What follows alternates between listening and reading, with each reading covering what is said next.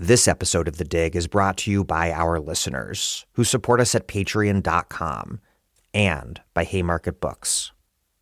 We are living through the reshaping of the world. Neighborhood raids and imperial aggression aim to create compliance and pacification. But against the forces of fear and division, our communities are standing up with stunning acts of bravery and organization. Old networks and tactics are being revived, and new alliances are being forged. It's never been more urgent for us to come together and strengthen our movements by learning from one another. This September 4th through 7th in Chicago, join thousands of activists, organizers, abolitionists, and socialists at the Socialism Conference, the place to sharpen analysis, hone strategy, and build community. The Socialism 2026 program will feature hundreds of participatory discussions, lectures, debates, and workshops. Speakers will include Angela Y. Davis, Saul Williams, Amy Goodman, Dorothy Roberts, Olufemi Taiwo, Sophie Lewis, Sarah Jaffe, and many, many more. Brought to you by Haymarket Books. Visit socialismconference.org to learn more and register by June 19th for the discounted early bird rate.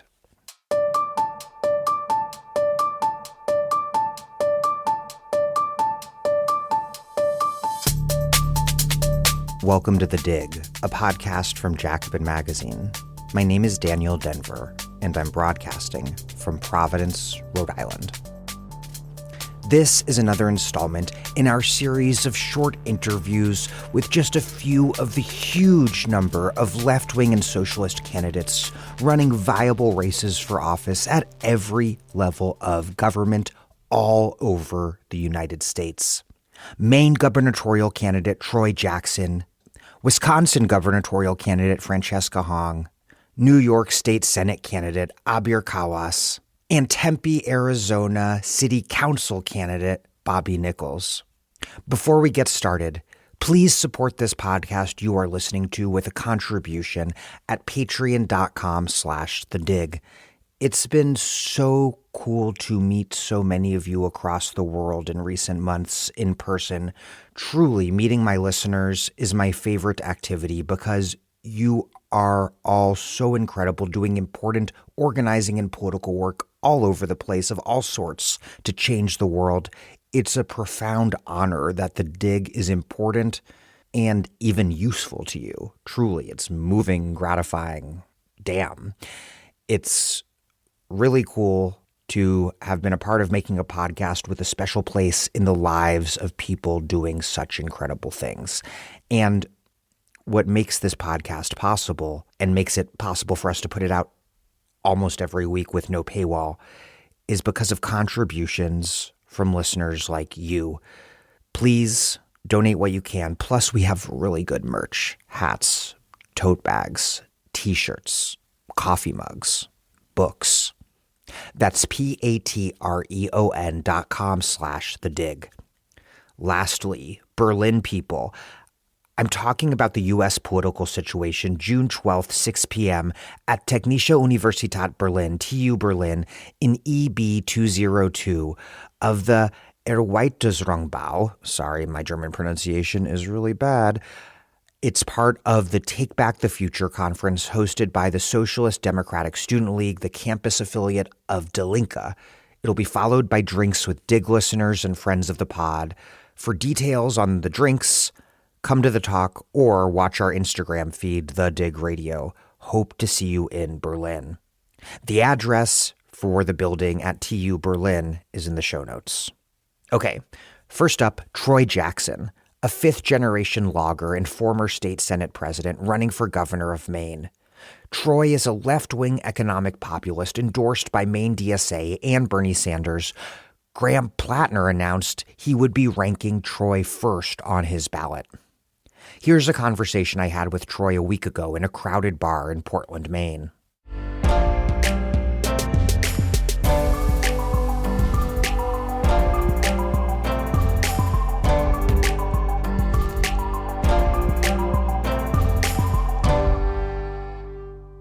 I feel like everyone in this room knows that you're a fifth-generation logger from Allagash.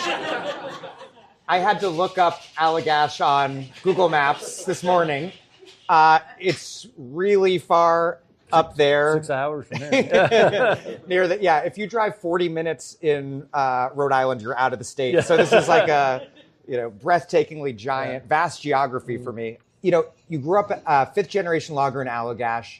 What did your experience both growing up in a working class household, working class community, and then working as a logger, how did that shape the sort of class consciousness that so clearly guides your politics today? Yep. Well, it definitely, it shaped everything. I didn't even know it while it was shaping me, obviously. But most of you have heard, my story and stuff like that. But at an early age, I bet I met a billionaire at the age of 11 that had all the power. And when people was just trying to get laws enforced, existing laws, or trying to hold on to the little bit that they had in an industry that's very unforgiving, that power, just looked them right in the face and said, you don't matter. I stood with my dad and I didn't understand at the time, but like how, people lose their dignity, when somebody with all that power, they know that there's no way that they're going to be able to go up against them. That really has been the whole thing for me. Whenever I watched that, I felt it as a logger. Government would not push back when they knew damn well that we were right, or, the working class, if that power and influence wanted things to go a certain way, it was going to go that way. And for me, this is the whole race. Even whenever I became Senate President, which in Maine is actually Lieutenant Governor, that power and influence, blocked us time and time again. Like you said, Big Pharma would descend on Maine like nothing I'd ever seen before. And they wouldn't just hire one lobbyist, they'd hire them all. And when they couldn't beat us, then they'd go to the governor's office, and that's where they'd kill good legislation. So, up until now, I'm 57 years old, and all I've seen is power and influence get their way, and I'm fucking tired of it.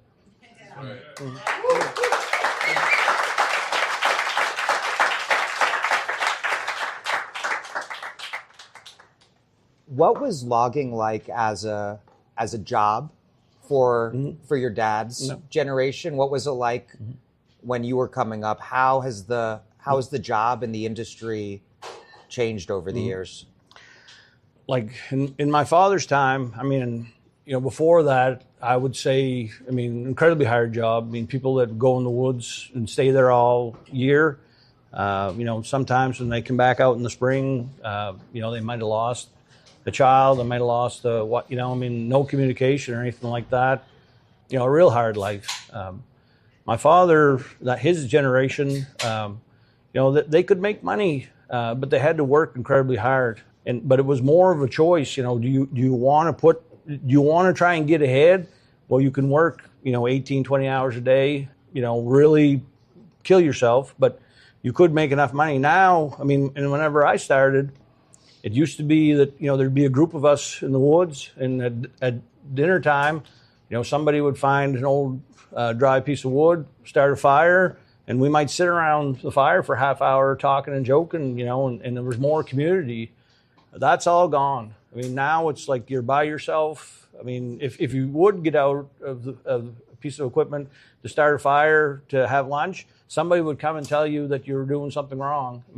It is like a piece rate system, and they are on you all the time. And the weirdest thing about this is if you figure out a way to make more money, they take it away from you. And they'll literally tell you, like, we'll make you more efficient so we can cut the rate.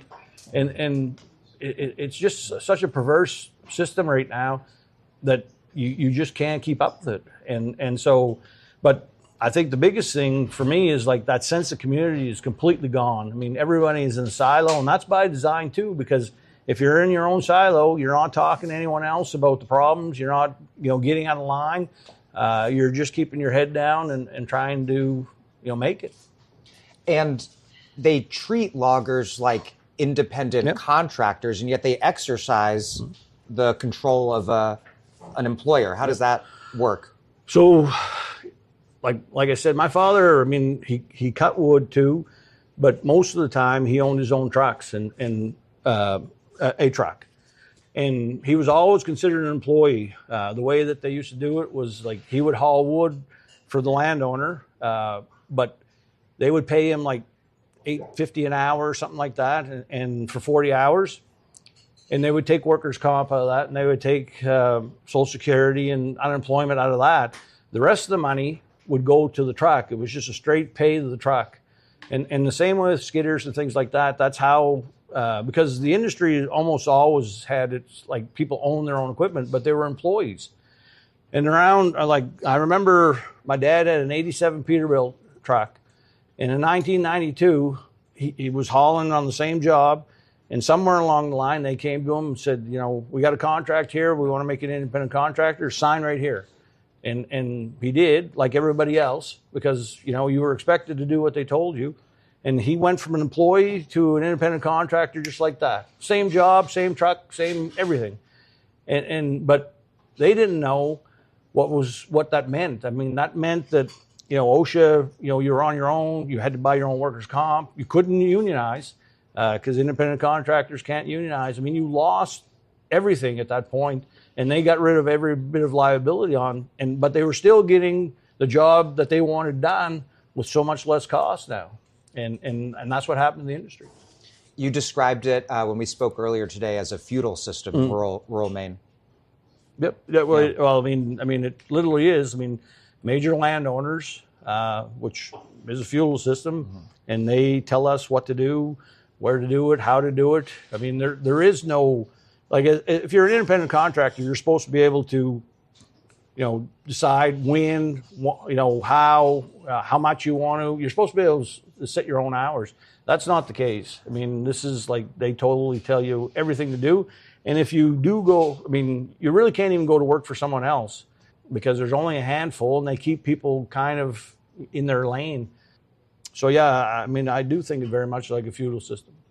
When you were a logger, you weren't a member of a union, but since entering politics 2.5 decades ago, you've become just absolutely kind of an institution for Maine labor. How, you obviously came into politics as a worker, but not as a union member. How did you initially connect with organized labor and make the cause of organized labor your own? I mean, when I decided that, you know, I was going to run for legislature because I was so upset with, you know, bureaucrats not enforcing the laws, it was my intention from day one to get on the labor committee. And when I got elected, I was an independent, and I met with the speaker, and he was like, "Well, no." He said, "We're not going to put you on labor committee. So that's too controversial committee. You know, we don't need some independent in there, you know, that doesn't know what they're doing." But after we got sworn in and the rosters came out for the committees, I was actually on there. And I think one of the people that was also a rep in Aroostook County, Bill Smith, who was a real hard-ass country lawyer, advocated to get me on there because I think he knew what was in my heart. But I got on there for the first year, and I mean, it was exactly where I wanted to be. I mean, we were taking up prevailing wage laws, Davis-Bacon, you know, minimum wage, workers' comp. I mean, all these things that, you know, I had everything that I wanted to do. And I would just beg my Republican colleagues, you know, to vote for these bills. And, you know, they would come to me and say, "Look, you know, I agree with you, but, you know, I can't vote for that. You know, this one's telling me that we can't," or whatever. And so after a year of that, I switched to become a Democrat. And ever since then, you know, I've been fighting for labor. And I served like 12 years in the legislature, and I wasn't a union member, but I mean, I was very staunch on labor, holding the line. When Mike Misho was running for governor, you know, I was helping him out, and the painters union came to me and said, "You know, we'd like to hire you to help, you know, get Mike elected as governor." And I said, "Oh, this is great." You know, I mean, I was like super excited. The pay was better than I'd ever had and everything. but he says, "There's one problem." And I said, "Well, what's that?" He said, "Well, you have to join the union." I said, "Well, Jesus, I've been waiting my whole life for that." So that was the first one. I mean, After that, I joined the machinists. I joined the UAW, the laborers, and just recently the operating engineers. So, I mean, and I'll join any other one I can too. I mean, it seems like they're just in it for your dues money. I think I know it takes quite a bite out at the end of the month, but you know, I mean, I have worked as a painter. I worked at Food and Medicine where UAW was organized, so that's why I was a member there. Obviously, as an I mean, I run equipment, so operating engineers makes a lot of sense. And the machinists, they tried to organize the loggers, just like they organized the lobster industry. They tried to organize the loggers, so that's why I joined the machinists. I mean, every one of those unions, all the unions I'm friends with, and I can't advocate enough for them. I mean, this is the race. You know, I've told them all. I mean, the 20 years I've been in the legislature under 3 different governors, I've been to the Blaine House a pile of times for different issues. You know, French dignitaries, you know, a universal school meal, whatever.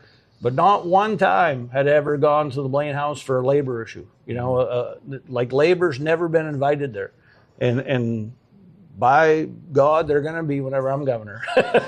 we're going to be partying all the time.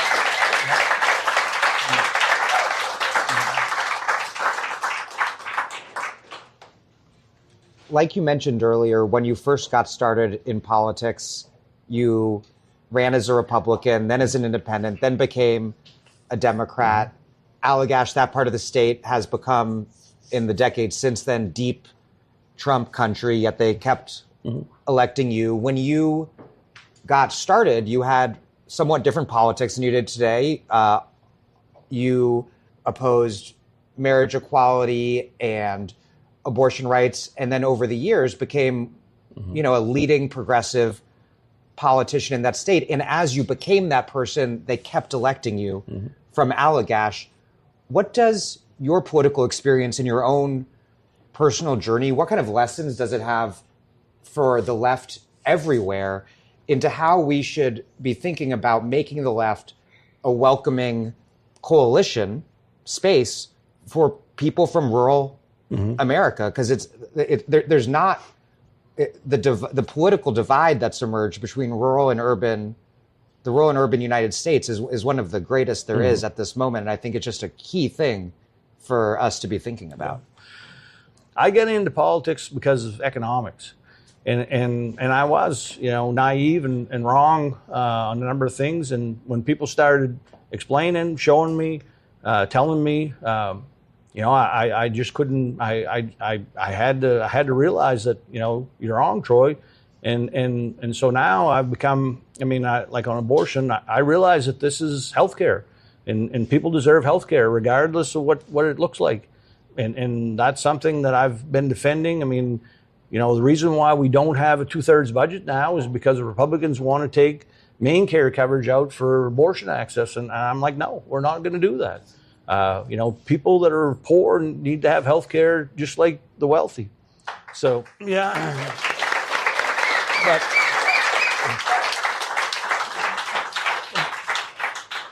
But what I also noticed after I made that leap that I knew was the right thing was really the people in my district didn't really care so much about that. You know, I mean, there were some, you know, but for the most part, again, you know, people wanted everyone to make their own decisions, you know, live their life the best they could, you know, love who they wanted and things like that. What they really wanted was government to work for people, like I said, on economics. I mean, that was the real driver, and people knew that I'd been doing that. And to be quite honest, when I started in Mercer County, you had to be a Democrat to get elected there. And now you're right. There's no Republicans north of Old Town. No Democrats north of Old Town.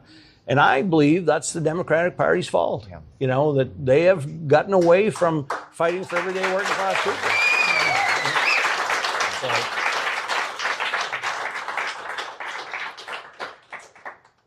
You've spoken up for the sovereignty of the Wabanaki people. Why have Indigenous rights become so particularly severely constricted in Maine? Obviously, Indigenous people have gotten an extraordinarily raw deal everywhere in this Yes. country, but why is it so particularly bad in Maine, and what's to be done about Yeah. it?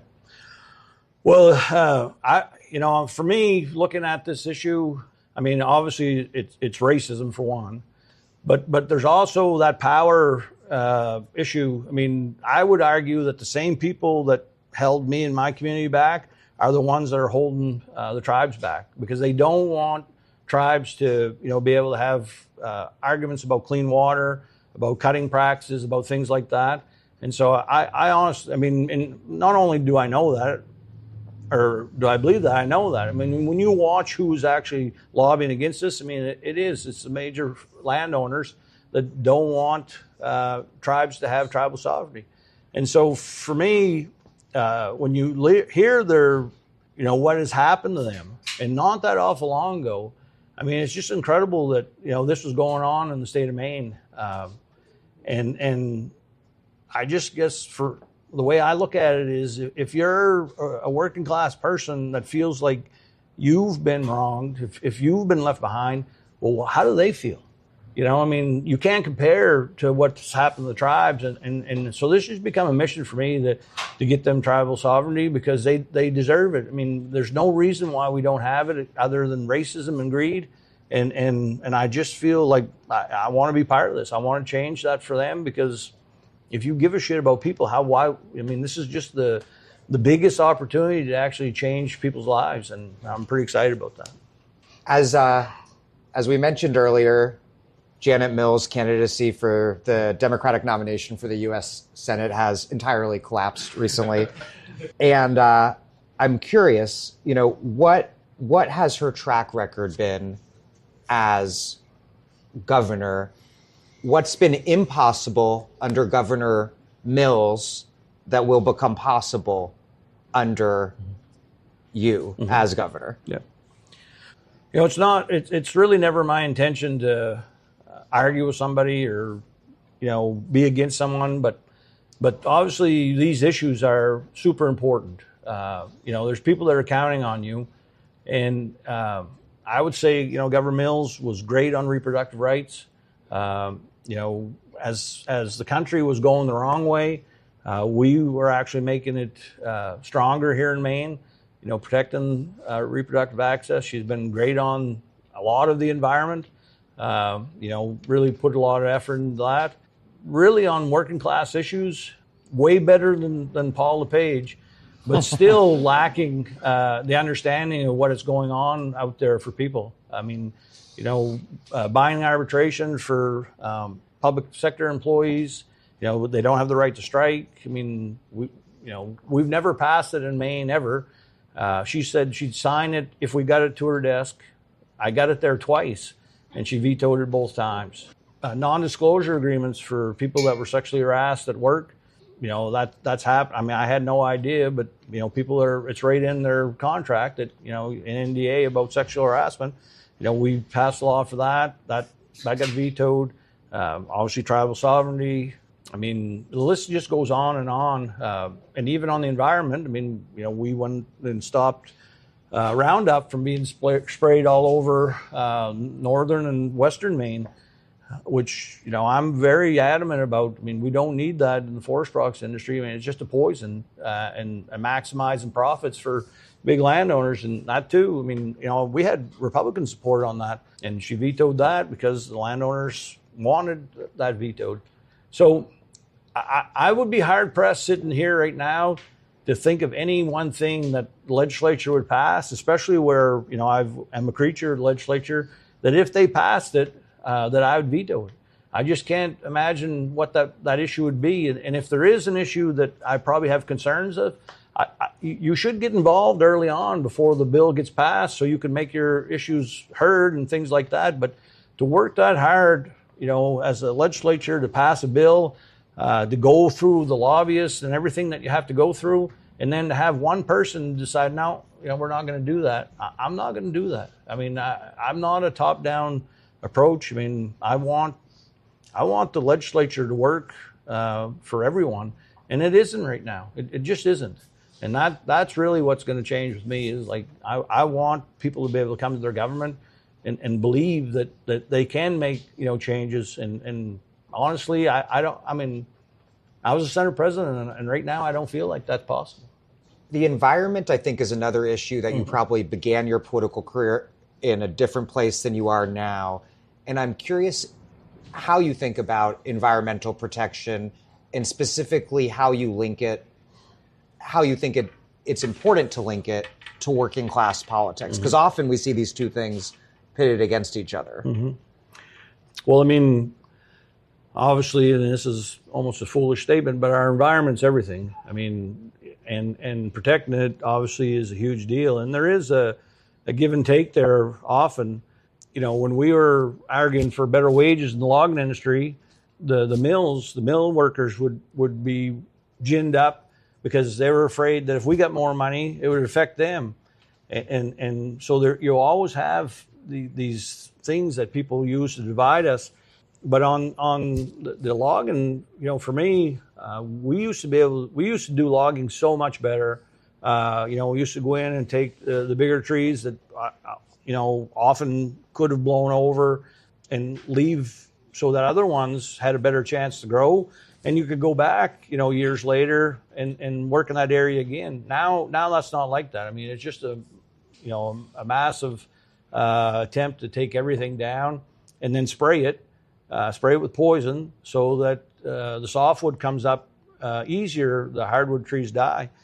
We don't need to do that. I mean, we absolutely don't need to do that. And I just put out a plan yesterday about environmental plan about making sure that we're not doing all this what they call outcome-based forestry, which is basically just an opportunity for landowners to do whatever they want, and nobody says anything. And then to stop aerial herbicides, make sure that we're doing even more on PFAS and stuff like that.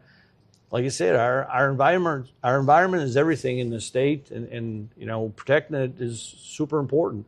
I mean, I always knew that, but you fall into the trap of people telling you, well, we're going to have to spray this area. It's going to be good for you, and then you start seeing the devastation it causes, and you start waking up to it. So that's why I honestly feel that if those landowners have a product, which is the forest, and they flatten it and flood the market, I don't understand how that's helpful. I mean, it drives their prices down.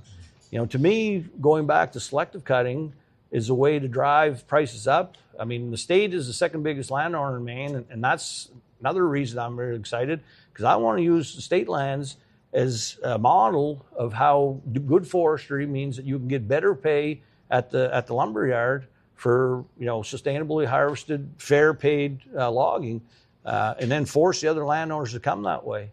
And I know it can work, but again, we have not been willing to do that. I mean, the industry, the forestry department, in my opinion, has been co-opted by the big landowners.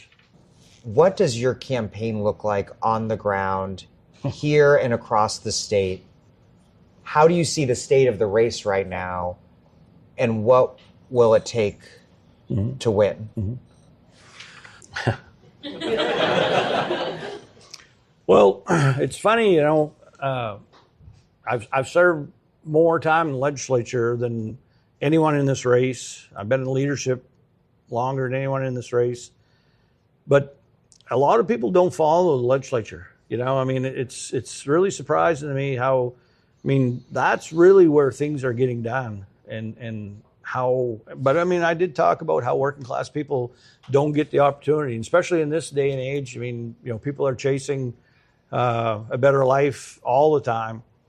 But after all that time, I mean, my name ID is not as high. I mean, I got two people that are running that are kids of current elected officials, King and Pingree. Dr. Shaw was on TV for 18 months straight during COVID. And obviously Shenna has been doing a great job pushing back against Trump, being in headlines there. I mean, that's not why she's doing it, but it's obviously, so my ID was not as high. So really, what does my campaign look like? It looks like all of you. That's how, yeah.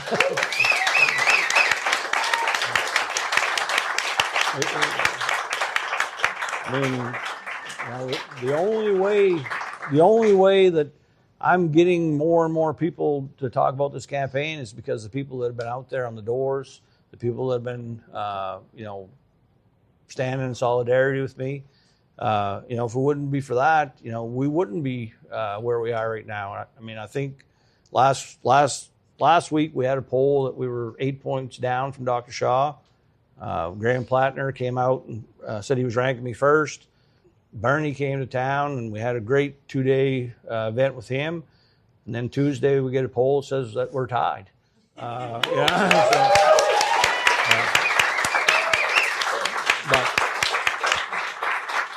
But as great as that is, I mean, obviously it's big, to get that excitement. I mean, 100 people left the Teamsters today knocking doors. There's a group over in Portland. I think 3 different canvases today. I walked down the street here a minute ago and I had 3 people stop me just in the last 100 feet. And, one guy that was asking me about, well, how are you going to pay for all this stuff that I'm reading on Reddit? And I said, sir, I've never been on Reddit. Which may be a good idea in politics. Mainers know, yes. But a month ago that never would have happened. That's what's happened is all of you are forcing this issue, and which is huge. To have that type of ground game, have that type of support. None of you will ever know.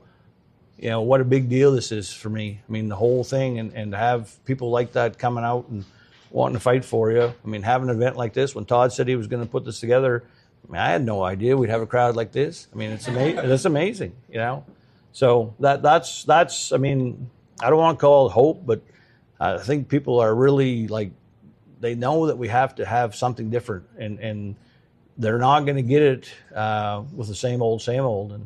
And even though I've been there long, people can say, well, Troy, you are the status quo. I've been there pounding my head for 20 years, trying to change the system. And the only way that I can see to change it is have somebody like us that is the governor.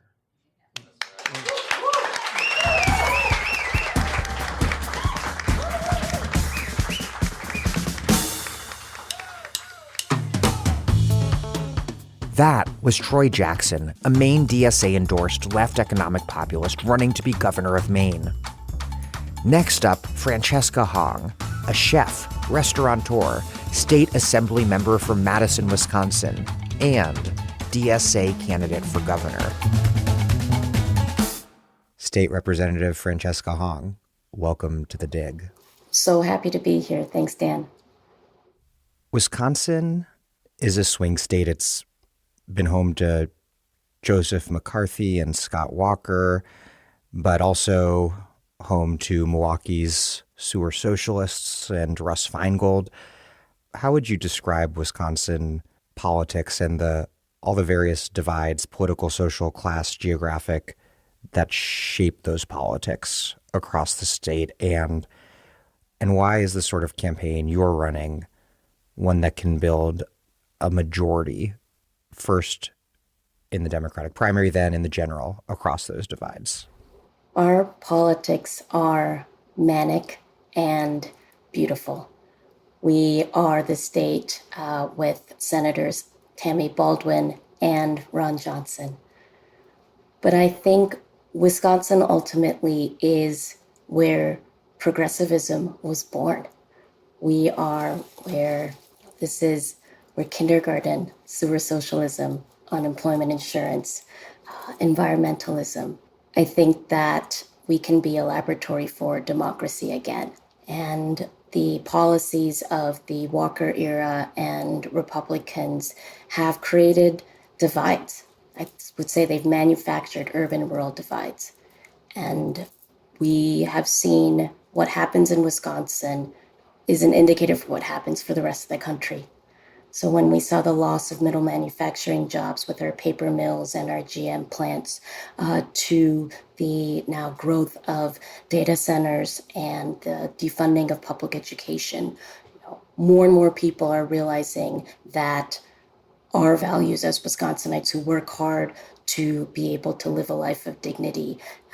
This is being controlled and rigged by forces of corporate greed, corruption, and politicians who are bought and paid for.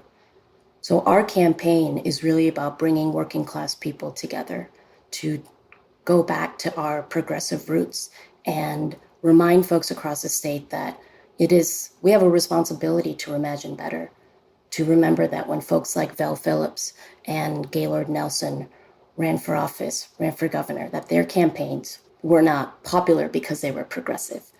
But we're finding, whether it's in Wisconsin Rapids, Beloit, Superior, Madison, or Milwaukee, that people are tired of the status quo. They're tired of corporate greed and life getting so unaffordable, and that they're ready for the type of transformative change that will actually enact permanent affordability and they're ready to be represented by a working class champion for working class people. And I think that's why our campaign has grown so much momentum, is that we're changing hearts and minds. And it's hard for Democrats right now, I think, to see how practical our campaign is, because we're reaching people that many Democrats, I think, have failed to reach. And that's working class folks who don't want their lives to be dictated by politics. They just want to get by and do well. Yeah, I feel like when you are a socialist or progressive left-wing candidate of any sort, you often have to convince a certain type of Democratic voter who likes what you have to say, agrees with everything you have to say, but is gaming out the hypothetical median voter in the swing state and how they'll react to you. And the default for a long time, and this was Bernie, a huge obstacle for Bernie, was convincing those people that a real left economic populism is the only thing that can stop MAGA, that the centrists, in fact, have failed pretty dramatically to do so. How are you encountering that still on the trail? How do those conversations go? Every single day. Dan, I have a T-shirt that says unelectable. And the electability argument is one that comes from a place of fear. And I think it's because that you are nervous that your neighbor doesn't feel the way that you do. We have so many folks who will come up and talk to me at our events and say, look, I am so supportive. I love your message. I love what you stand for. I love the fight. But, my neighbor saw this interview and you said defund the police and you said abolish ICE and, the Republicans are going to attack you and can you win in November? I think it's unfortunate that we are nervous that we don't think that we share values with our neighbors and that instead of the question of, if you win, I'm in the primary, I'm going to back you. It's, I'm nervous to vote for you now because I don't know if you can win in the general. And it speaks to how we are in a scarcity mindset and not an abundance mindset of how many more of us there are as working class people, that populist policies are popular because they serve more people. And so we're continuing to fight back. I'd fight back, but reminding them that I'm the only candidate who has held over 250 events across the state, where we have folks who are independents, Republicans, young folks, older folks, coming out not only excited and engaged, but already hitting the trail with us and volunteering and organizing across the state. We have over 5,000 people who have signed up to volunteer in our campaign. And so we're bringing the organizing infrastructure to ensure that on August 12th, after we win the primary, that the Democrats are actually gaining a huge, that we're bringing infrastructure ready to go to make sure that we win in November. How do those conversations go outside of Madison, outside of Milwaukee, getting into rural and small town Wisconsin, the sorts of places that, listeners might associate with the rise of figures like Joe McCarthy? It really bothers me when folks in urban areas judge folks in smaller communities. Rural communities are not a monolith. And I always ask the question, what are you most proud of in your community? Because people genuinely want folks to see their communities as special. And when we assume that, and I've heard from, I'll talk to voters in smaller communities and they may say, one of their neighbors may be, I'm country, that's white trash. I'm not here to judge that. That's you and your community to figure out. But people are talking about schools, and they're talking about data centers, and they're pissed about property taxes, and that younger people are leaving their communities. And the policies that we're fighting for, free childcare, fully funding our public schools, fixing our roads, fighting data centers, putting a moratorium on them, that engages rural voters, especially because right now they're seeing these threats popping up, and schools are closing, data centers are being proposed, people's taxes are going up and their wages are not. And they're fed up and they're frustrated and they don't have any reason to trust politicians. But I'm approaching them and asking them to believe in something different because I am different. And I'm going to be a different type of governor who actually shows up for folks and won't sell them out. Arguably, it can be helpful in winning over independents and Republicans to say, yeah, I'm also launching an insurgency against the Democratic Party establishment. I'm not pleased with the Democratic Party either. And it's been surprising that Democratic donors have been very vocal about their frustration with the party. I didn't realize, we have to do call time, and I have to reach out to folks who have been engaged with the party politics. And there's a frustration that there's still so many people in the field. There's a frustration that we, quote unquote, can't get our shit together to make sure that we have our candidate ready to go August 12th. And instead, we're holding out on this big primary.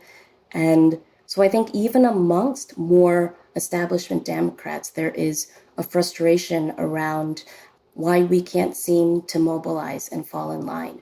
And I remind them that if we haven't had a candidate like me till now, that complacency is, we've all contributed to it. I say all the time that this is a year of the many and not just the money.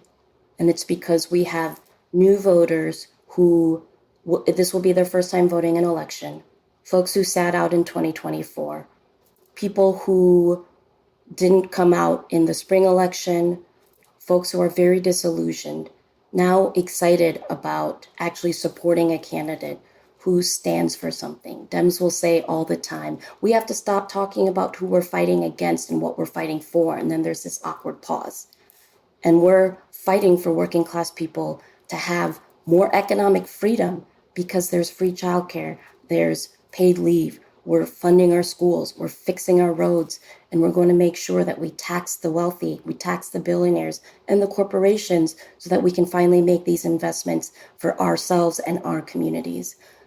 The infrastructure that we're building for the Dems is one that's more powerful because it's with people who have not volunteered for the Democrats before and who are ready to ensure that there's a Democratic socialist, a cussy single mom, someone who is actually speaking to working class issues right now as a working class person, as a renter, someone who has debt and has owned a business and has seen in this state how much this state has failed working class people. What did the kind of like nuts and bolts, the operations of your campaign look like for organizers who are listening? Are you running a campaign that's different from a standard campaign? Obviously your politics and policies are different, but is your campaign different? How's it organized? In particular, what is it like for DSA, which is such a local chapter-based organization everywhere in the country, to run a candidate for statewide office like this? I think you would be the first statewide DSA elected win in the nation, at least in the modern iteration of DSA. Troy Jackson's running in Maine, is DSA endorsed, but is not exactly he's great, but he's not exactly a DSA candidate per se. Yes, I'm proud to have the endorsement of my home chapter, Madison DSA, and then DSA Milwaukee, as well as the DSA chapters across the state that are growing. Cooley DSA, Rock River DSA, and Northeast DSA, as well as multiple YDSA chapters. Our organizing infrastructure is, we just built our regional committees, and as I said, over 5,000 people who have volunteered. We have strong presence in Madison, Milwaukee, and that's many thanks to the DSA chapters already built in organizing infrastructure. And I think, though, what makes a campaign different is always the people. I wanted to make sure that the experience on our campaign team were folks who have the institutional knowledge of working on statewide campaigns and for the party, as well as people who haven't worked on campaigns before, so that we are bringing in the perspective of folks with not only different lived experiences and work experiences, but what it's been like for them as a voter in Wisconsin, not having just been in the funnel. And I'm in that bubble now, having been an elected official for the last 5 years. But that means that we have new ideas, that we are disciplined about being innovative. There is such a lack of creativity and innovation in politics and government. And starting with that in our campaign, whether it's with fundraising, going on Twitch streams, hosting, we had Hong for the holidays, telethon style live stream for our end of month fundraiser, where I brought in different guests, and Mike from PA had me back on, and we do ramen pop-ups. I'm doing a cooking demo fundraiser live stream. We want to make sure that we're meeting and engaging new voters and supporters in places that are different digital spaces as well. And our last town hall in Wisconsin Rapids was in the front lawn of a volunteer. And it wasn't advertised as a Hong campaign event. I went in to talk to the community about how they could organize to fight back against data centers, how to give a strong public testimony at a city council meeting, how to mobilize and get press involved in the actions of the organizers. And so our campaign, from the people to our fundraising, our building our organizing infrastructure, and how we show up in community is different, because we are focusing on building community first. And I think that's really been a superpower for us. In your early 20s, you joined your parents in these massive protests at the Wisconsin state capitol against Act 10, anti-union legislation, gutting collective bargaining rights for organized labor, signed by Republican Governor Scott Walker. Act 10 was really, on a national level, this really important opening act in the Tea Party's war against organized labor. And then conversely, for the left, the mass protests against Act 10 at the Wisconsin state capitol, it was really one of, if not the first major left-wing protest to emerge in the wake of the financial crisis. It was, in a sense, like really anticipating Occupy Wall Street in many ways. I just remember like the flood of relief I felt seeing it erupt, because it had been years. The financial crisis had been hitting for years at that point, and the only real response had been from the far right, which was pretty unpleasant. And then Obama's, whatever policies. Anyhow, looking back, how did Scott Walker mess up Wisconsin?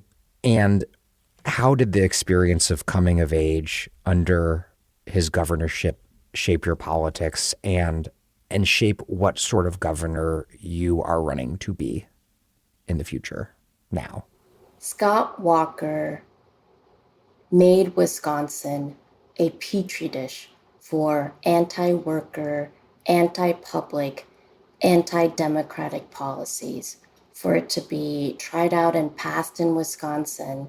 And then we saw the Bill Mill, ALEC, and other right-wing institutions and think tanks like Heritage Foundation, and to continue to push for policies that they tried out in Wisconsin first, across other states.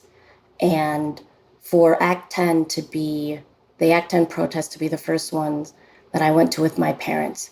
My dad is a researcher at the university. He's a member of UFOS. My mom she was a public school teacher. She'd actually just started her student teaching when Act 10 happened.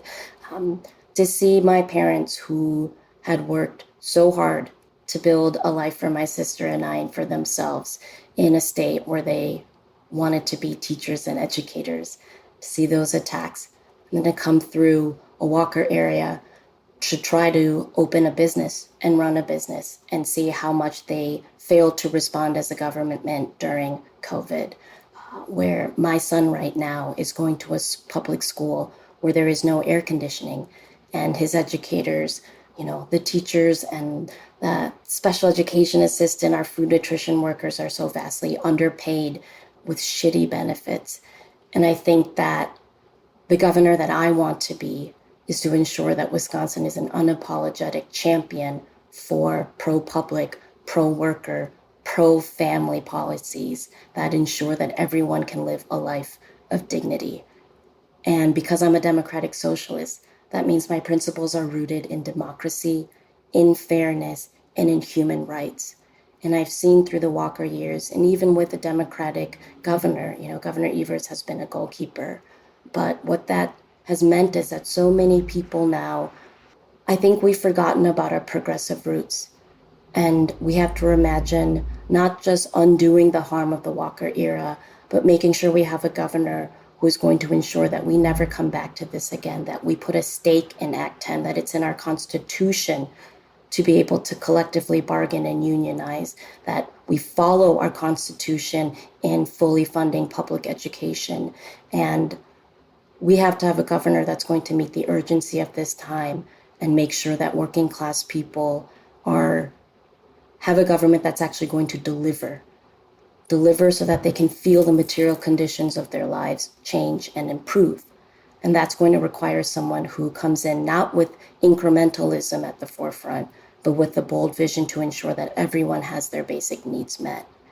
Because I know that having lived through Walker and having my family experience and so many families across Wisconsin not experience what it could be, I want to be the governor that's going to ensure that people are part of a Wisconsin that's going to continue to champion working class people and be the best place to live for folks, where they can take care of themselves, their families, and their communities. Well, State Representative Francesca Hong, thank you very much. Thanks so much for having me, Dan.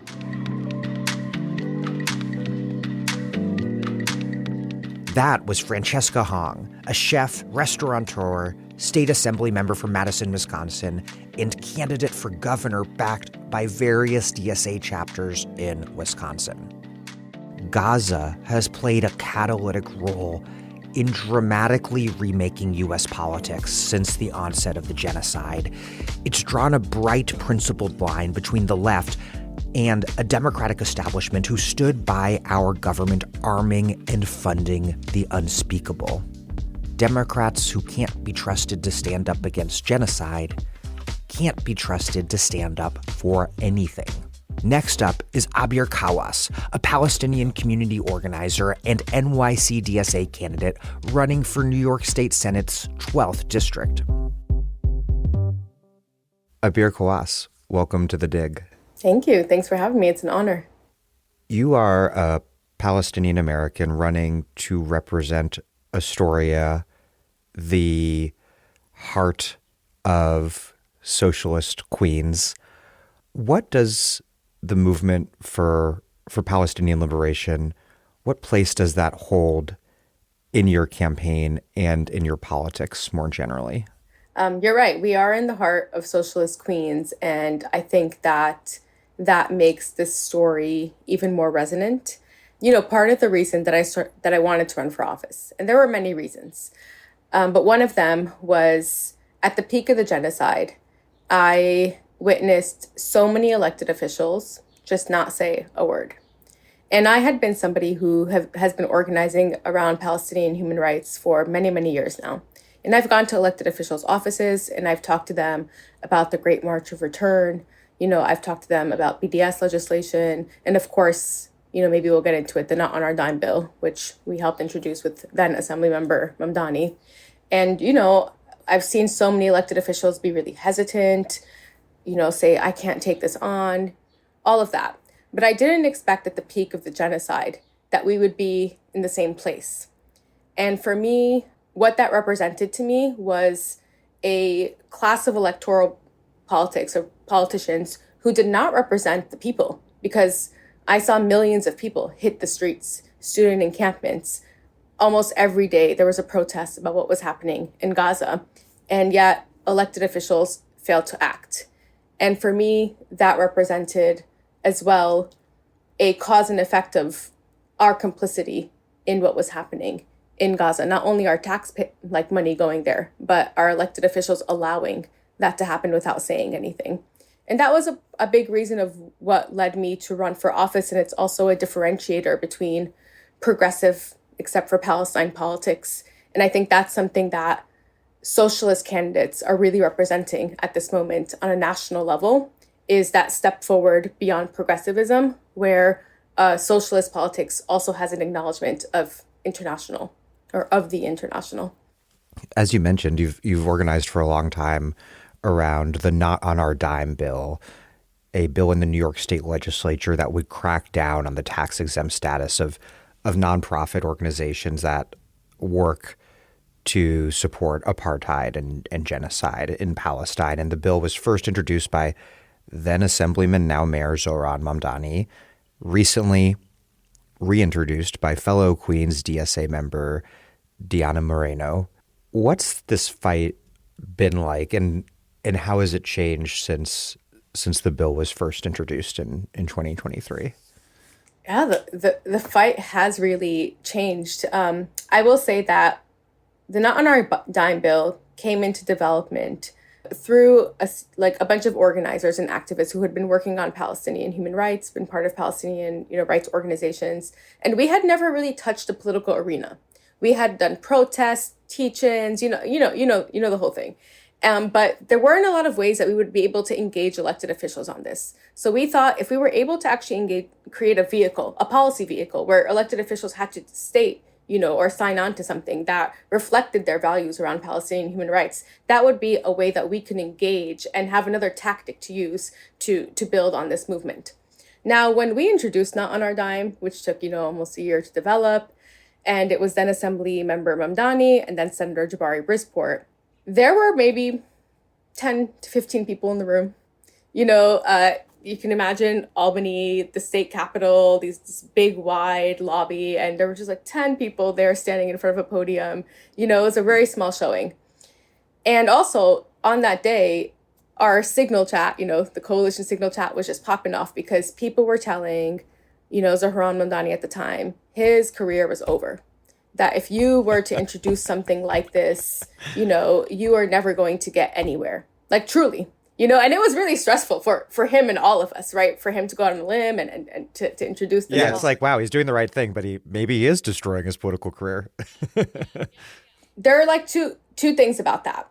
The next year, so it was introduced in 2023. The next year, we showed up to Albany with 300 people. I mean, I have never seen a picture of the staircase in Albany so stacked with people. People were standing above the balcony and they were yelling "Free Palestine" in Albany, a place where the word Palestine maybe was not even uttered or considered, right? And that was amazing. And what is also a big part of that is actually the district that we are in. So I overlap with the district that Diana Moreno as Assemblyperson represents. And, people call it the Commie Corridor, right? It's really socialist, progressive part of Queens. It's also a very immigrant dense and heavy part of Queens. And someone like Zohran Mamdani as an assembly person was able to introduce a bill like that because his constituents were supportive of it. It was something that he knew politically, while it was a risk in Albany, and while, maybe the other elected officials around him responded negatively, his constituents were really happy about him introducing this bill. And that's what's, gives us the ability to build the momentum and have other people sign on to the bill. And we're well, your constituents are happy about you signing on to this bill. So, the demographic and where we are really is part of the story of why something like Not on Our Dime can be successful. And of course, we all know that, Zohran Mamdani's consistency on the issue of Palestinian human rights throughout his mayoral race was a huge factor in what led people to believe in him, to come out and door knock for him, to volunteer for him, and people to ultimately really trust him as a progressive leader who was going to go beyond the political status quo. Now that it's been reintroduced by Diana Moreno, how is that context now different in Albany than the first time around? I think now there's definitely much more potential for people to sign on to this bill in Albany.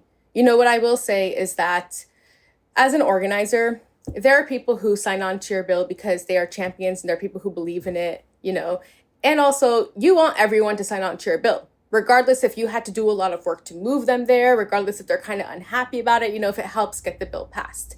And so we're at a place right now where, one, the momentum around the bill has grown so much that we have new elected officials signing on to the bill, right? Because it's also, a time where they understand that politically, again, it's what your constituents want. You're not risking your seat, right, by signing on to this bill. But also, I think that we're also in a moment of growth for the movement for Palestinian human rights. The way that I often compare this is to South African apartheid. And people think that South African apartheid just ended overnight, but actually it was a long, long history. And people had seen images of people being killed, of the apartheid government, killing youth, in the streets who were protesting against apartheid. But it took almost decades after that for the apartheid government to fall. And that took international pressure.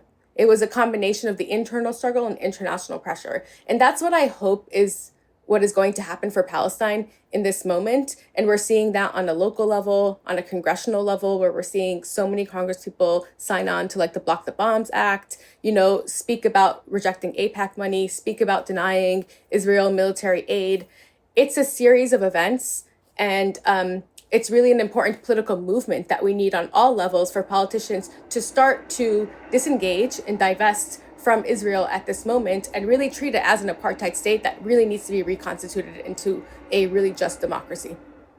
It's an important point you mentioned a few moments back that, when you are winning or beginning to win, unprincipled people opportunistically move toward your politics and your agenda and your bills, and it freaks some people on the left out when that happens, but that's a good thing.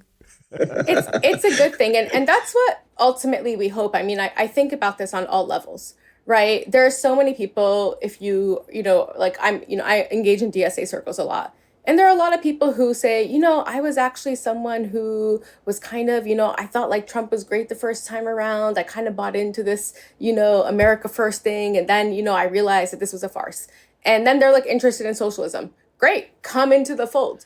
Converts welcome. Yeah, and then the same thing with the Palestine movement. There are people who grew up as Zionists, right? There are people who grew up and their families were Zionists. They went to camps where they would learn about Israel. They went on heritage trips, and then they kind of realized it themselves. I think that organizing is really about meeting people where they're at and helping to shift them to the place that you want them to be to create political movement and growth. And so I'm never someone who rejects growth. I think that is important. And I think it's important for people to move and for us to build on that. And I will say, actually, I'm someone who kind of moved from being more leftist to now engaging in electoral politics. I also moved. I used to be someone who's I don't believe in that stuff. I'm not out here to vote or door knock for people. I'm just going to keep hitting the streets or doing this thing or that. And I think that's also growth. So movement is good. When you were a child, your father was detained by ICE and deported. What was that experience like for you, and how has it shaped your commitment to immigrant rights, your understanding of how immigrant rights fits into the bigger picture of your socialist politics, and your understanding of what Trump is doing right now to this country? Yeah. Thanks for bringing that up. It is the most significant part of my childhood. I was about 12 years old when my dad was picked up by ICE. He was in ICE detention for almost 3 years, and then he was eventually deported. So at that period of my life, it was a very formative period. As I was entering into my teenage years, I was beginning to understand the world a lot more. And I was also spending every weekend taking 3-hour rides to go visit a detention center. The story was about my family. I can talk about how family separation affects people economically, psychologically, your physical health. Everything gets impacted by that. So if one person gets picked up, it's not just the one person that's impacted, it's their entire family.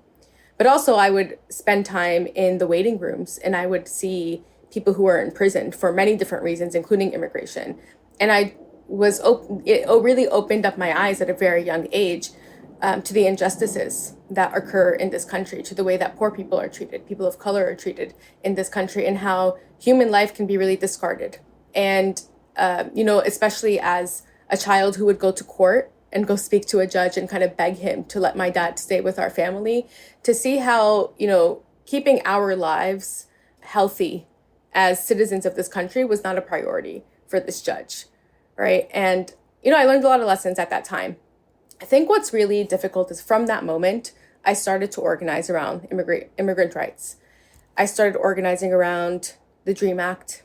I started organizing around comprehensive immigration reform. This was allowing people to have pathways to citizenship, allowing people who were brought to this country as young people to be able to have a pathway to citizenship.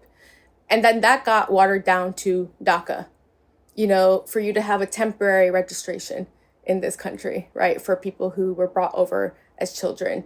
DREAM Act never really passes. It becomes like scholarships and things like that, but, it doesn't really come into full fruition. And now we're at a point where DACA is repealed. There's all of these bans on people being able to come in, and we're not even fighting for anything anymore. We're not fighting for more rights for immigrants, for pathways for them to stay legally. We're fighting against a rogue entity, ICE, picking up people off the streets. It has escalated more and more.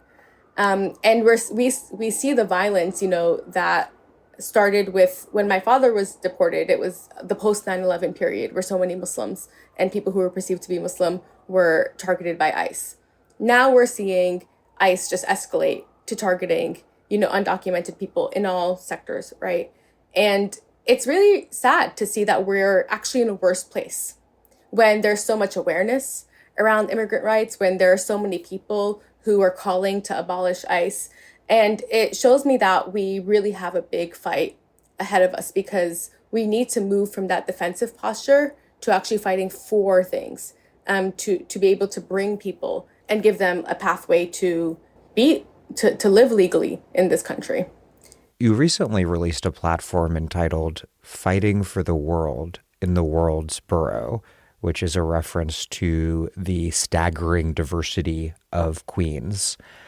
How do your politics connect the local in Queens to the global that we started off this interview discussing? How do you practice those politics as a state legislator in a way that makes sense for people who maybe think of that as a job that's pretty far from global concerns and maybe have some extraordinarily mundane, hyper-local concern like a pothole that has not gotten fixed that they will call your office about every day until it is fixed? How do you make those connections? I mean, Zohran's campaign was so interesting because he held a clear line on Palestine, but emphasized these super New York issues. How do you connect the dots for people?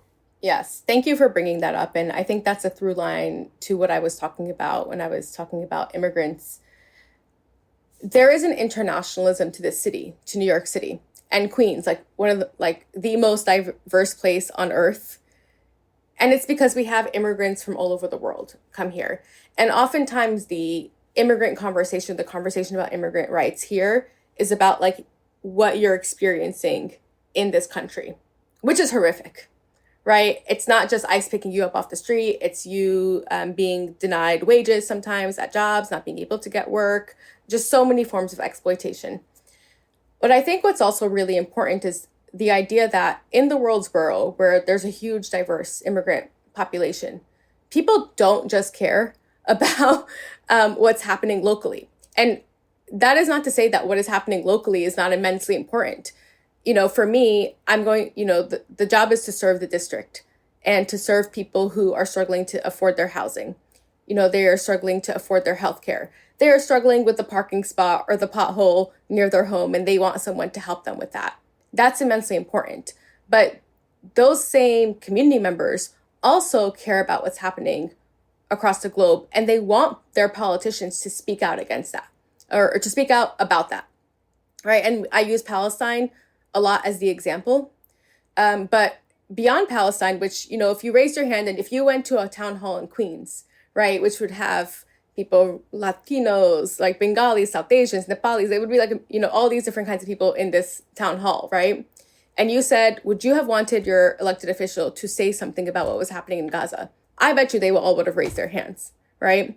But beyond that, our platform is fighting to afford healthcare, to afford housing, to afford transit.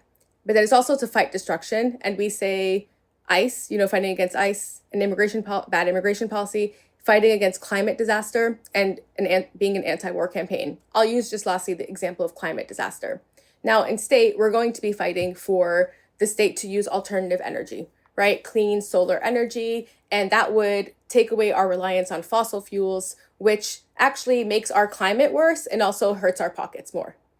And we are seeing the US government go to war, right, with Iran, go and support Israel, send our tax money to Israel.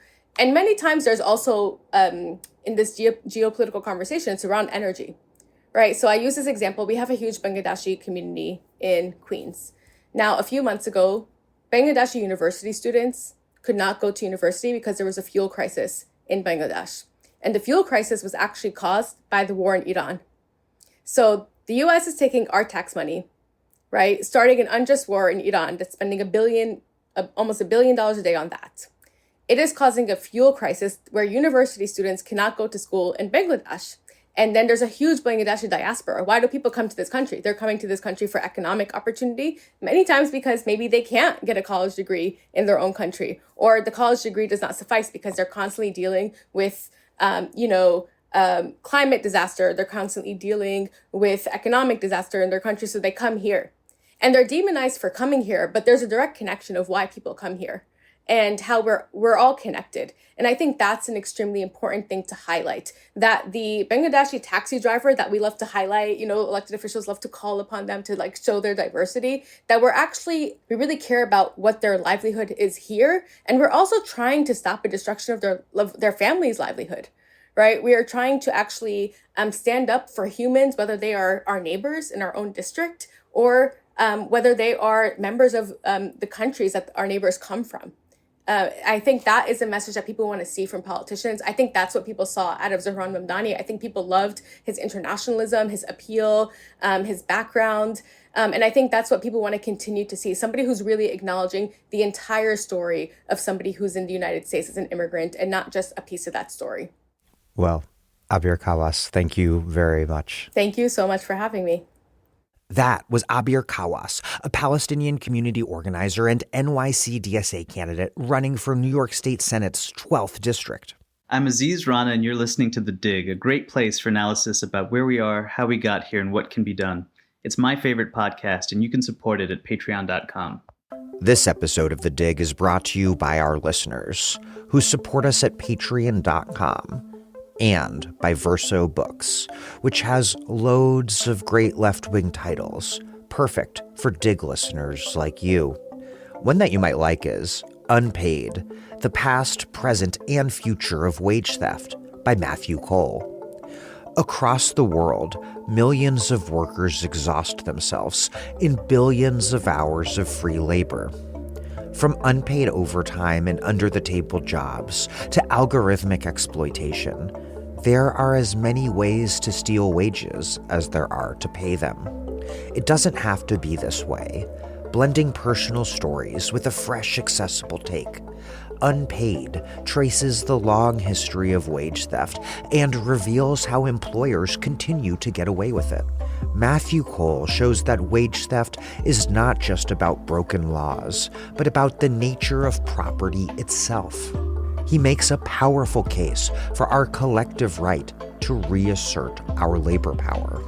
Find Unpaid at versobooks.com. Left-wing candidates are on a roll this cycle. Witness U.S. House candidate Chris Robb in Philly and, most recently, Adam Holloway in New Jersey, a doctor who served in Gaza during the genocide. Last up, Bobby Nichols, a Phoenix Metro DSA candidate who just won a seat for Tempe, Arizona City Council. I honestly just messed up because I had meant to run his interview before his election day, but I messed up and it turns out he didn't need the Dig's help to win anyhow. Okay, here's Bobby. Huge congrats. Bobby Nichols, welcome to the Dig. Thank you very much. I'm excited to be here. You've been in DSA for a number of years as an activist and leader. What sort of work is the Socialist Project in Tempe and more broadly across the Phoenix area, across the state of Arizona? What sort of work is the Socialist Project doing, and what sort of power has it built so far? That's a really good question. So I came to Phoenix Metro DSA, which is essentially Maricopa County DSA. In 2020, I had started my work with DSA through the Bernie Sanders campaign in 2019 when I was still going to law school in San Francisco. And then I had the opportunity to work for City Supervisor Dean Preston while I was in San Francisco. Learned a lot from that experience about what a dedicated public servant with the training of an attorney can do to benefit their community, but also what they can do to benefit the socialist movement and the socialist program that we're trying to build around the country. And I would say a lot of the work that is happening nationally is similar to the work that is happening in Arizona, in Maricopa County, and in Tempe. So it all sort of starts with this desire to see good done in the world and the desire to see the material needs of the least fortunate taken care of. So you'll note with all DSA chapters, there is a really strong mutual aid. There's a really strong percentage of people who are involved in mutual aid. And that group oftentimes finds itself sort of siloed away from electoral work that gets done, away from legislative advocacy that gets done. And my goal has always been to build a chapter that can coordinate all of this work as the intersectional project that it is. So in Tempe, in 2025, there was there was an ordinance that City Council passed, which would have criminalized the mutual aid organizations that have been providing food to people who are hungry in city parks. That was something that was going to directly impact our members and their ability to do the important work that they're doing in Tempe. And as somebody with electoral experience, with ballot initiative experience, with community organizing experience, I proposed to our chapter that we run a ballot initiative to issue a referendum on the ordinance that the city had just passed. For some background, I had obviously gotten involved with electoral socialist work back when I was working for Dean Preston. But following that, I helped to found Phoenix Metro DSA's electoral committee, because when I arrived here, there wasn't a strong program for training or recruiting electoral candidates or building electoral programs. And I really view the electoral work for socialism as a battlefield that needs to be contested. In America, most people don't think about politics unless it's in the context of an electoral campaign. Most people aren't thinking about how the political institutions are impacting their day-to-day lives. And if we as socialists want to impact people where they live and get people thinking about these policies and imagining a better world that we all deserve, we need to be contesting the battlefields where they are considering political questions that they're otherwise not going to think about. So I've helped to found Phoenix DSA's electoral committee. I've also been involved in DSA National's electoral committee for a long time now. I was the Electoral Commission Steering Committee co-chair for 2024. And a big part of the work that I did there, and I'm really proud of it, is building out a program for recruiting candidates internally and helping to develop campaigns for candidates who we knew would stand by the values that we espouse. So in Tempe, we pushed this ballot initiative campaign. We were able to gather over 4,000 signatures in 30 days in the July heat in Tempe, which is an incredible physical feat because it's ridiculously hot out here. But it was also a shot across the bow for City Council because they had no concept that there was going to be this sort of pushback to the bill that they had been fighting for. And when we got that done, they ended up unanimously rescinding the ordinance that they had unanimously passed less than a month before. And as a part of that, I started to realize there is a desire for change in Tempe. There is a desire for progressive policies in Tempe, and the people of this city really want something better. So in order to make that happen, I decided to launch my own campaign for city council. I've been wanting to run for a while, and to be perfectly honest, there was a personal experience that I'd had earlier that year in 2025, which put me in touch with my mortality. My youngest sister, 21 years old, passed away very suddenly, very unexpectedly. And during the grieving process, one of the things that I came away with was this knowledge that we never know how much time we have left. Nobody knows whether they're going to make it to tomorrow or the next day. And if you were to pass away right now, like, would you feel as though you were doing something really, really important that you wanted to do? And I decided there's no better time, there's no perfect time. I'm going to do the thing I want to do right now. And I want to fight for a better world through this electoral program.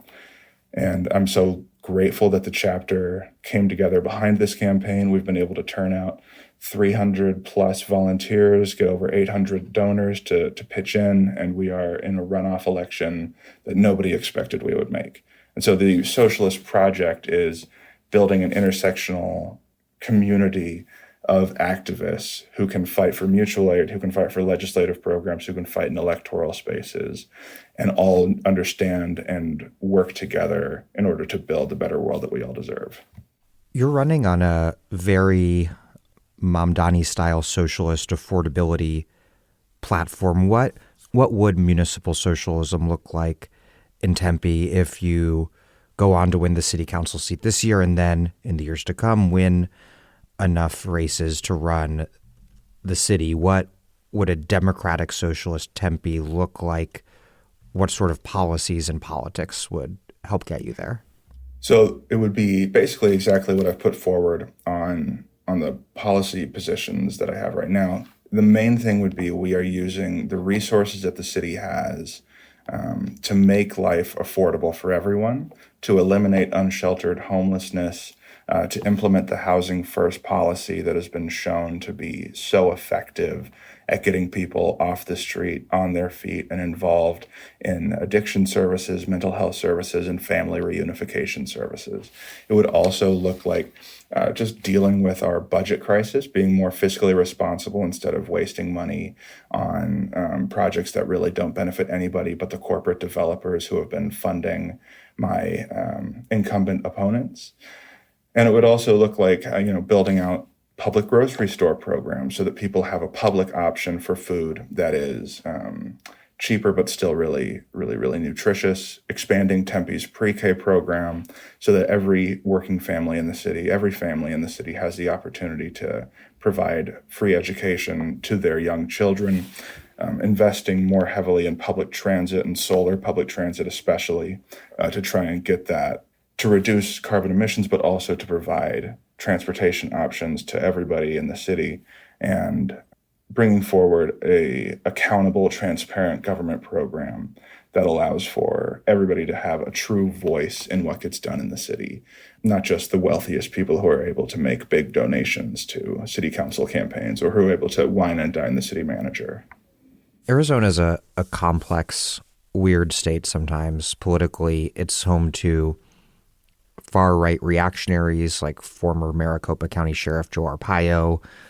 Among Democrats, there's some bright spots like more left-wing U.S. Representative Adelita Grijalva, but then there are all these centrist Democrats like Janet Napolitano and Mark Kelly, and kind of weird Democrats who used to be progressive but then flipped to the right like Kirsten Sinema and her successor Ruben Gallego, both of whom started on the left and moved in the other direction. What's your assessment of the political landscape at the state, metro, and local level from the perspective of socialist strategy, and how do voters in Tempe in particular respond to you running for office as a democratic socialist? So one of the really important things to acknowledge about Arizona is it has been a battleground state for big money interest groups. So Turning Point is very, very active in Arizona. In fact, their headquarters is here in Tempe, I believe. There is, like you said, a lot of far-right reactionary, racist, immigration hawks who are actively fighting back against the people who are trying to provide rights and dignity to our Latino communities. We also have a very strong Hispanic and Latino community who has been doing a lot of work to build systems that are, working for everyone and not just the very, very wealthy. And I think what we see, and what I've seen at least, is the culture war side of politics is something that the right wing has historically been more successful at engaging with than the liberal wing of Arizona politics. I think the left wing of Arizona politics has been highly focused on the mutual aid side of things for a really long time, and is just now realizing that it can step its foot into electoral politics and have a meaningful impact on people's lives. And I think, honestly, this campaign is one of the first campaigns that is explicitly democratic socialist. In fact, I believe we are the first explicitly democratic socialist campaign in Maricopa County. There is a democratic socialist who got elected in Tucson, whose name is Miranda Schubert. She's incredible. But what I will say is the people who I have engaged with, who I've talked to, they are so much more open-minded than I anticipated. There is obviously a few people every now and then who will scream, "You're a communist," and refuse to engage with me beyond that. And there is a really strong Zionist presence in Arizona and in Tempe, but it is not a majority. It is a very vocal group. And so while I have had a difficult time with a few people, I've realized the vast majority are open to these policies especially, and realize that what we're trying to do is build a world that works for everybody and is truly equitable and providing equality for all, from an economic perspective, from a social perspective, from a political perspective. And everybody seems to like that a lot. So where I wouldn't say that I have struggled too heavily with being presented as a democratic socialist, and I'm really proud to present myself as a democratic socialist because this campaign is as much about building that movement for democratic socialism as it is about winning any one political campaign. So I would never back away from those values. I would never back away from that label because it is who I am. And I'm really encouraged by the amount of people who are really excited about democratic socialist policies, especially policies around housing justice, economic justice, environmental justice, and public transportation. I feel like the Democratic Party nationally and in Arizona has made the case that Arizona, this critical purple swing state with a powerful far right, the only way to get Democrats elected statewide in Arizona is to run people on the very right edge of the party. Do you think that's true, or can you envision a future where a democratic socialist, or at least a rather progressive Democrat, could be elected at the state level? Yeah, I don't believe that's true. And I think that's shown by the support that the progressive policies have statewide on the ballot initiative side of Arizona's ballots. So one of the great things about Arizona is we have a really strong ballot initiative process, which allows for people to get their policies put forward. And those policies, when they're focused on economic issues, when they're focused on tangible issues that impact day-to-day life, those almost universally have gone towards the left over the last 10 years. And I think in Arizona, we've seen Attorney General Chris Mays, who's a really good example of somebody who came from sort of the Republican side of things. And she's not perfect by any stretch of the imagination, but she has put forward a lot of economic populist messages and economically left-wing messages and helped to fight back against landlords, helped to fight back against corporate exploitation and protect our seniors and students and residents. And I think that her success and her popularity is a good example of the way that Arizona is heading. If we can present these issues as common sense, necessary political changes as common sense necessary political policies, then we'll be very successful in running left-wing candidates over the next 10 years and beyond. And I think that Arizona could become an incredible example of what is possible when we focus our issues on providing everything we can for as many people as possible, instead of arguing back and forth over. I think it's more impactful for us to focus on the economic side of things. And in Arizona, that economic issues have broken left recently in a really positive way. Well, Bobby Nichols, thank you very much. Yeah, thank you so much for the time. I'm really glad to have gotten to speak with you.